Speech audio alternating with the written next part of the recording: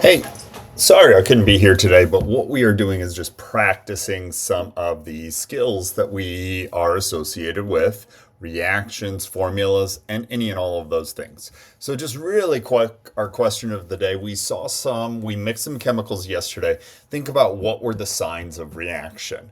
If you don't know, you can flip back to the previous page and see what did you see. We saw a lot of interesting and hopefully exciting changes, and we saw some more boring and not so much fun changes. But what were the signs that it was actually a chemical reaction? And then if you flip over to the previous page, you'd even have some supporting there. But what we are doing today is starting to get into when we write a reaction, how do we deal with our chemical formulas to know that what we're starting with is what we are turning into, or counting our atoms here. So we have different numbers in different places. A subscript, that little number, which would be below, but also to the right of an element, is a part of our formula, and that's a subscript. We've used those a lot when we have written our chemical formulas. So this would be like dihydrogen monoxide or water. This would be calcium sulfate. And when there isn't a number, we know that it's 1. When there is a number, we use that number. When we have a number in front, we call that number a coefficient. That coefficient means that I have 4 or 2 or 7 of the whole set. Meaning I don't just have 4 H's, I don't just have 4 O's, I have 4 of the full H2O. So what we end up doing with that is we take any number in front, our coefficient, and we multiply it by any number behind and below. So I have 4 sets of 2, or I have 8 hydrogens, I have 4 sets of 1, and 4 oxygens. So we have some more examples here.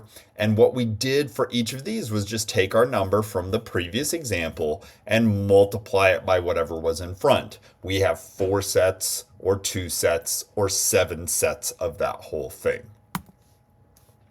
When we have parentheses, they mean something very similar to what they would mean in a math class, that we're going to take whatever the mathematical operation is and apply it to everything inside. So that 2, in this case, doesn't belong to the BE because the BE is not inside the compound, but it does go to the N.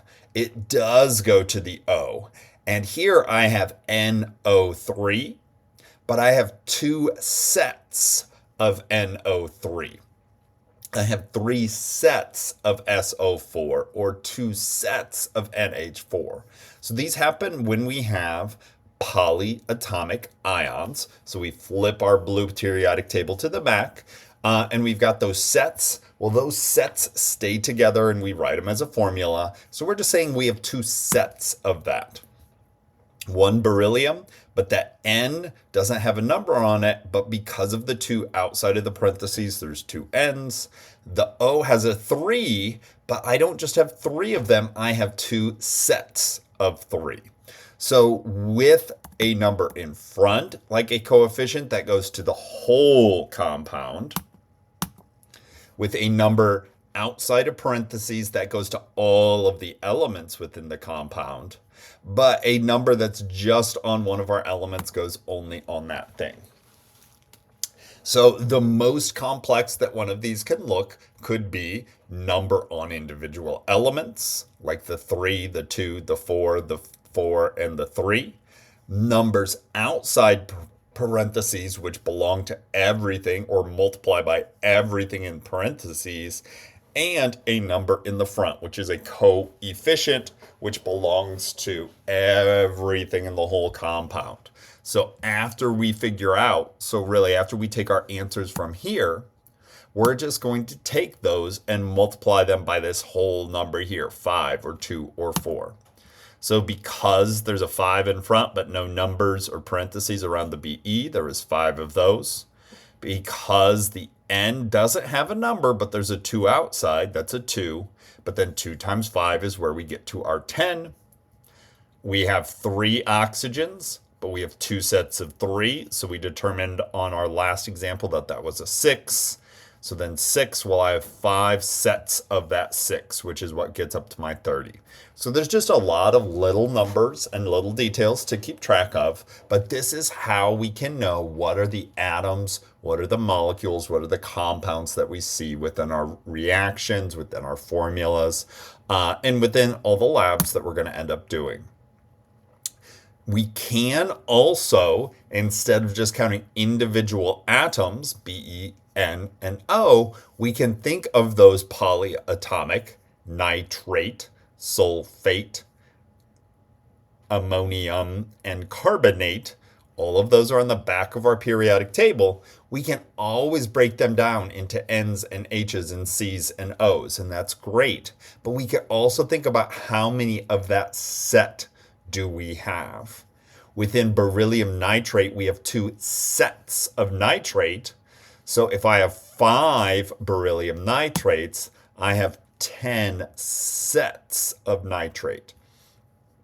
So notice that my individual atoms didn't change here from our previous example, but instead of counting out my sulfurs and my oxygens, I have said, well, inside the parentheses, there is 3 sets of sulfate, and I have 2 of that 3, or I have 6. So here we are dealing with our polyatomic ions as a full unit. Sometimes and very often that's way, way, way easier. So we are going to ask you to do and to practice it in that way sometimes. So those are the ends of the slides. What we then want you to go to is, we've got all of these. I just had the answers for those. You're going to go here and you're going to work your way through. It says we're going to do our ammonia, but then you're going to go through the game. So the intro, we can do it for ammonia. We can do it for water. We can do it for methane. And our instructions say try it yourself. So you're checking off. Can you make it so that the number of blue circles on the left equals the blue circles on the right, and the white circles on the left equals the white circles on the right? We can show this in terms of a balance. We can show this in terms of a bar graph. But all we're doing is we're taking our counting, how many blue circles and how many white circles, and we're starting to apply it to the left side or the react side. And you can even hide these guys and hide these guys. And then also the product side. So when I change one side, or excuse me, when I change a coefficient, it changes everything that comes after that. And what we do is we just kind of keep playing and going up and down for each separate element until we get to our smiley face, whether we have our tools showing or not. So we can practice it for water, for methane, and for ammonia. And then it wants you to do the game. For the game, we're doing the same idea. We are just changing how many of our reactants and our products until we are ready to check it. If it doesn't, if we don't know why, it will show us our balance there.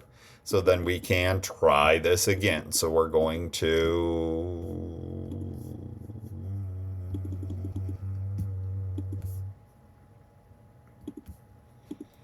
try different combinations until we get an answer. It will show us when it's balanced, but it often will also show not simplified. If it was not simplified, I had 4 and 2 and 2, what it does is it reduces those coefficients to the smallest numbers. So we are just guessing and checking and guessing and checking until we get to our right answers. And it works our way through. We're welcome to start over at any time. We can have a timer or not. We're not trying to time you, but this is something you really, really need to practice. The last chart here we'll come back to on Monday if doesn't make sense, but this is just how on paper we can keep track of the elements, the atoms, and the compounds. So you're going to finish the notes with this video. You're going to do that balancing practice. That is huge in terms of making this stuff as easy as possible. And then we've got some more online things for you to continue. If you don't get them done today, on Friday, I'm going to put them in on Saturday, but I will still take them for full points until Sunday. And if you don't get it done because you're struggling, we can work on that in class, but these are both for a grade.